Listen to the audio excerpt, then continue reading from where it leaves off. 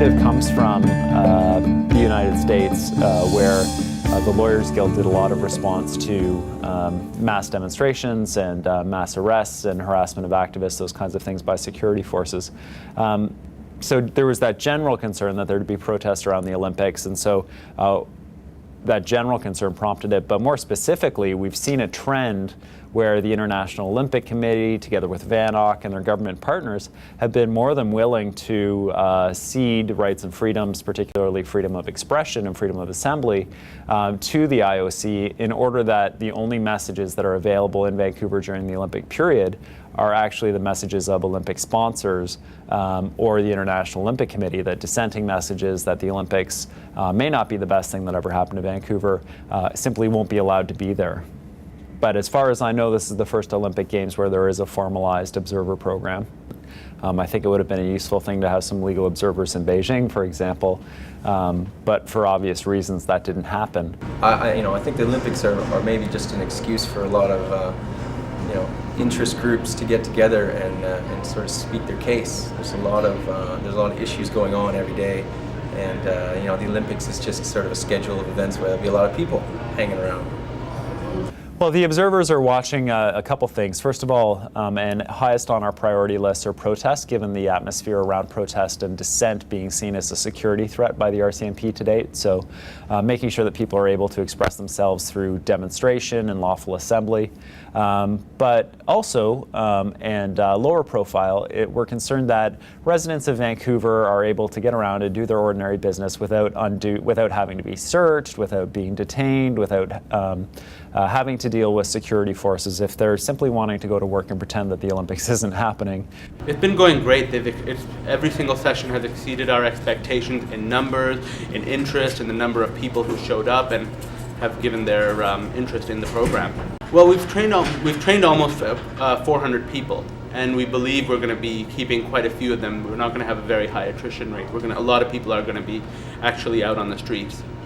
First of all, we want the evidence to be available to courts for criminal defense for activists, if necessary, if they're arrested.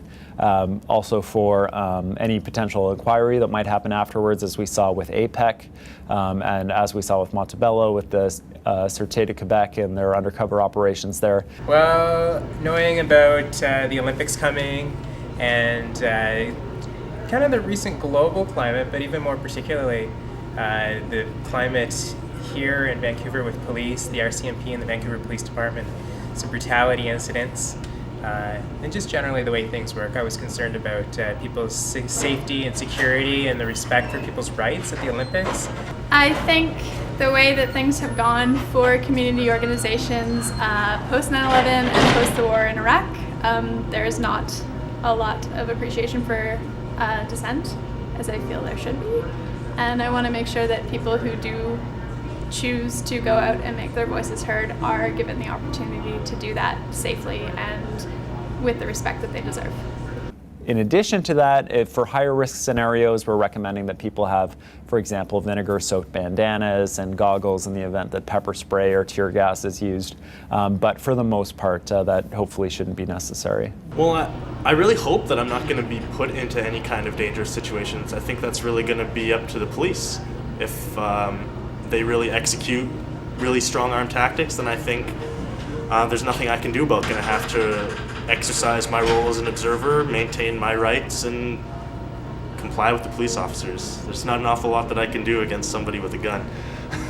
I think dealing with security and police law enforcement, basically, I think that will be the biggest challenge.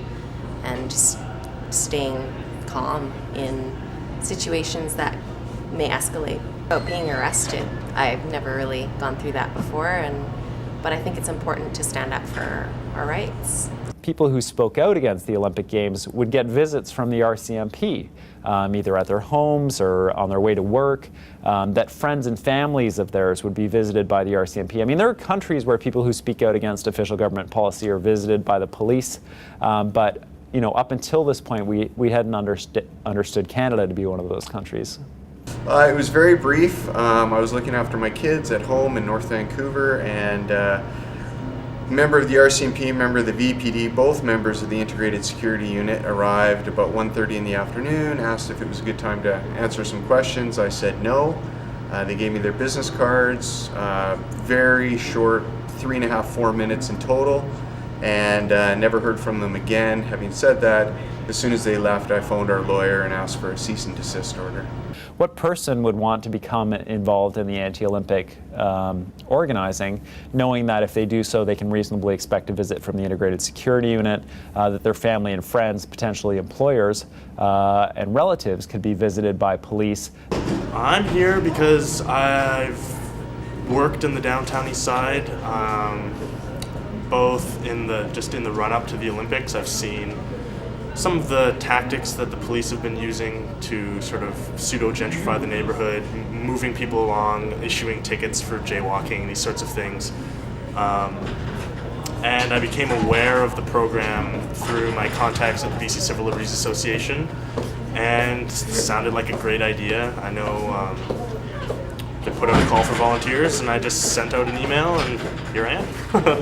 Well, I'm very concerned about the rights of freedom and freedom of expression and freedoms of demonstrating peacefully, and I hope that by observing that will be part of a service I can do for my community.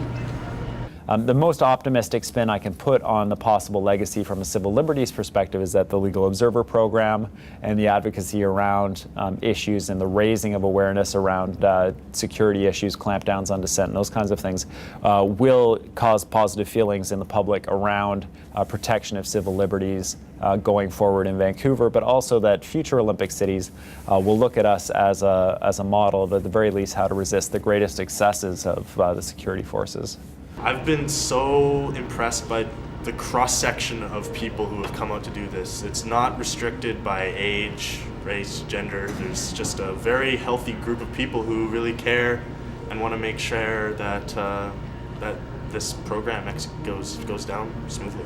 And we want to make sure that if we're going to have mega events like this, that people's rights are respected, people's rights to dissent are respected, people in the city are given their fair expression rights. Really important to know your rights, and these days, maybe 3% of us actually know what we're allowed to do in our own streets. I think support the people who do make the brave decision to stand up for what they believe in. It is difficult to go out into uncertainty to stand up for your rights and to stand up for your community, and there's many good reasons why people are not happy right now, and their discontent is not indicative of anything other than concern for their community. I hope that there will not be those sort of problems that some of us anticipate. I just hope everything goes peacefully for everybody.